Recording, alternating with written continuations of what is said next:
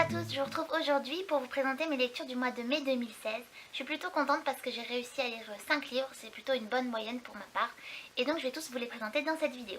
J'ai commencé par lire Le Pays des Contes, puis j'ai lu Le plus bel endroit du monde est ici, j'ai lu aussi L'instant présent, Respire, et enfin Le château de Pic Tordu. J'ai donc commencé par lire Le Pays des Contes de Chris Colfer, publié chez Michel Lafon-Poche, et donc le premier tome qui s'appelle Le sortilège perdu.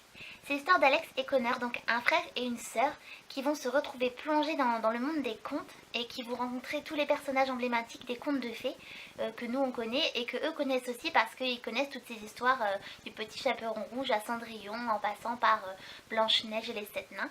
Et donc dans ce premier tome, leur objectif c'est de trouver un moyen de retourner dans leur monde et de quitter le pays des contes. C'est un livre que j'avais vraiment envie de lire parce que voilà, c'est un thème que je trouve très intéressant, réutiliser des éléments de contes de fées, des éléments que tout le monde connaît et voilà, les modifier, jouer avec. C'est aussi pour ça que j'adore la série Once Upon a Time parce qu'on retrouve les personnages que l'on connaît mais ils sont utilisés différemment, ils ont d'autres caractères et c'est super intéressant de les voir différemment. Et c'est aussi un peu le cas ici parce que justement Alex et Connor, donc le frère et la sœur, ils vont se retrouver quelques années après la fin des histoires. Donc voilà, toutes les princesses ont déjà leur prince charmant et puis il y a d'autres soucis qui se posent maintenant et c'est à ça qu'ils vont être confrontés. Ce que j'ai vraiment adoré dans ce livre, c'est que c'est très drôle. En fait, il y a beaucoup d'humour, notamment dans les dialogues. Connor est un personnage vraiment très marrant, il a plein de petites réflexions très drôles. Bon, après, malgré le fait que voilà, les éléments changent et les contes sont repris différemment, c'est toujours un peu prévisible, parfois un peu trop. Mais bon, c'est vraiment un tout petit détail. Ce livre est vraiment très sympa, très drôle, agréable à lire, donc je lui donne une note de 8 sur 10 parce que j'ai vraiment apprécié ma lecture et j'ai apprécié de retrouver tous ces personnages dans un contexte très différent. Je ne sais pas si je lirai les tomes suivants parce qu'en fait pour moi la fin de ce livre est très bien, c'est une bonne fin pour moi et voilà, si j'ai envie de retrouver cet univers peut-être que je lirai les suivants, mais il n'y a pas de réel suspense, de réelle envie de se plonger immédiatement dans le tome 2. Ensuite, je vous présente mon coup de cœur du mois, donc Le plus bel endroit du monde est ici, de Francesc Miralles et de Care Santos, donc c'est des noms espagnols, je ne sais pas si je les prononce très bien, publié chez Pocket. C'est un tout petit roman qui doit faire voilà, à peine 200 pages, et c'est l'histoire d'Iris, donc qui a une trentaine d'années, et qui vient de perdre ses parents dans un accident de voiture. Et donc du coup elle remet vraiment toute sa vie en question parce que pour elle plus rien n'a de sens sans eux. Et un jour elle est tellement désespérée que voilà, elle pense mettre fin à ses jours. Et quelque chose l'en empêche et elle va se retrouver dans ce café donc, qui s'appelle Le plus bel endroit du monde est ici, où elle va rencontrer notamment le patron et un jeune homme qui s'appelle Lucas. Et voilà, donc elle va retourner plusieurs fois dans ce café, elle va discuter avec ces personnes et ça va lui faire aussi réfléchir sur sa vie. Donc il ne se passe pas énormément de choses, c'est pas un livre où il y a beaucoup d'action ou de suspense. Et ce que j'ai beaucoup aimé, c'est que c'est un petit livre avec des petits chapitres, mais il y a quand même une grande évolution du personnage. L'histoire est vraiment entière et complète. Petit plus pour vous donner envie, si c'est votre genre de livre. Ce que j'ai trouvé super intéressant dans ce livre, c'est un peu la réalité qui se mêle à l'inexplicable. Voilà, j'en dirai pas plus pour pas vous dévoiler l'histoire, mais ça quand même c'est assez intriguant. Donc voilà, c'est mon coup de cœur de ce mois-ci, je lui mets une note de 10 sur 10. C'est vraiment un petit livre tout doux qui fait réfléchir et en même temps qui laisse avec un sentiment d'apaisement.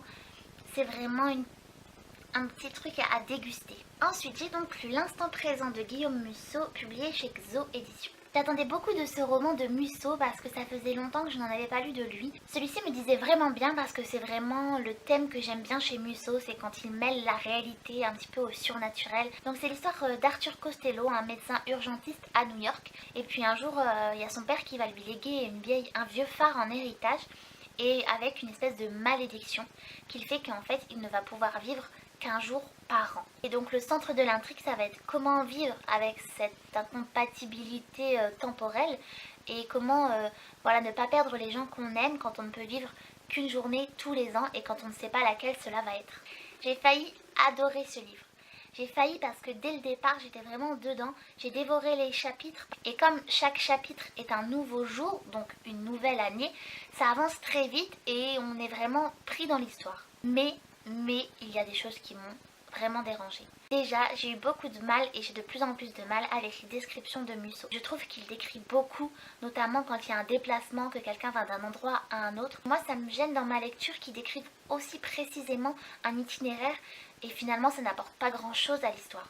Donc ça c'est peut-être tout à fait personnel, c'est peut-être moi qui n'aime pas ce genre de description. Mais il y a un autre élément qui m'a dérangée, c'est la fin. Il faut savoir que je suis très difficile sur les fins. Par exemple les fins ouvertes, je n'aime pas du tout ça. Là ce n'est pas le cas, c'est une fin très... on comprend tout, mais ça ne m'a pas plu du tout.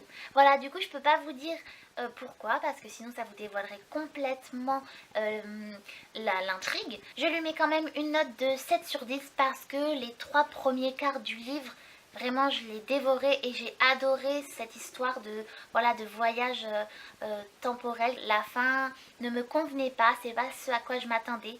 Donc elle est très surprenante, vraiment, mais pas dans le sens que je voulais, donc ça n'allait pas.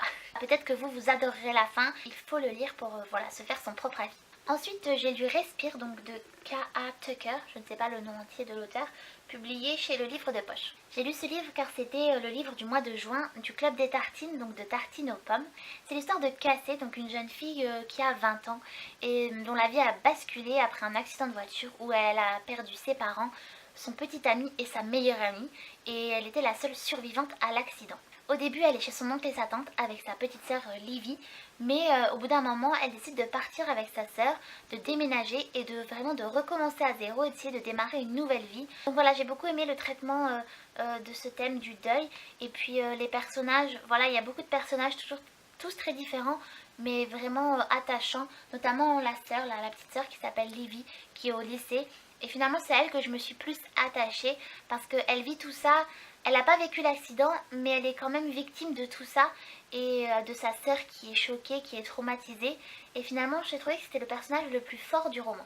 Mais ce livre est légèrement trompeur parce qu'en fait, ça ne se voit pas à la couverture, ça ne se voit pas dans le résumé non plus, mais il y a quand même une grande partie de scènes érotiques. Alors, je ne suis pas contre ce genre de lecture, d'ailleurs, j'en avais jamais lu, mais ça m'a fait découvrir un nouveau genre. Mais par contre, c'est juste que pour moi, ça a été mal vendu.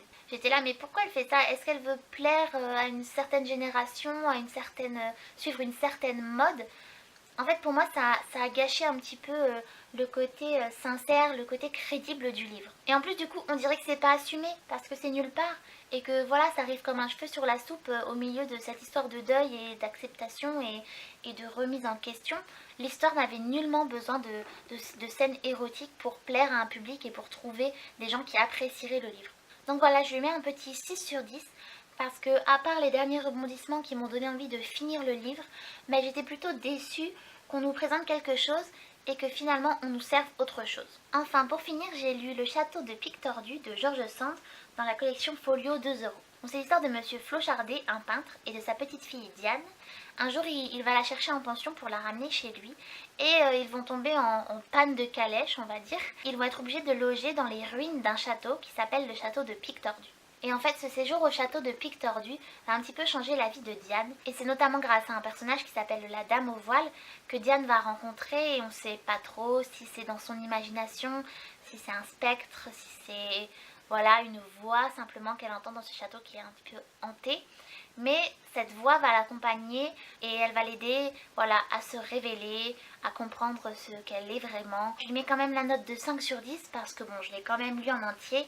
Il y a quelques réflexions qui m'ont intéressée, notamment autour de l'art, de ce qu'on est censé trouver beau ou pas. C'est une lecture sympathique mais pas sensationnelle. C'est un avis vraiment personnel, peut-être que je n'ai pas assez l'habitude de lire de classiques. Peut-être que le style m'a empêché de vraiment apprécier l'histoire et de comprendre ce que l'auteur a voulu faire passer dans ce livre. Voilà, la présentation des livres que j'ai lus au mois de juin 2016 est terminée. J'espère que la vidéo vous a plu. N'hésitez pas à me dire si vous avez lu quelques-uns de ces livres, s'ils vous ont plu ou pas. Voilà, j'espère que je pourrai lire autant de livres au mois de juillet et j'espère vous présenter de nouveau un ou des coups de cœur dans une prochaine vidéo. On se retrouve très vite, d'ici là, lisez plein de belles histoires. Bye!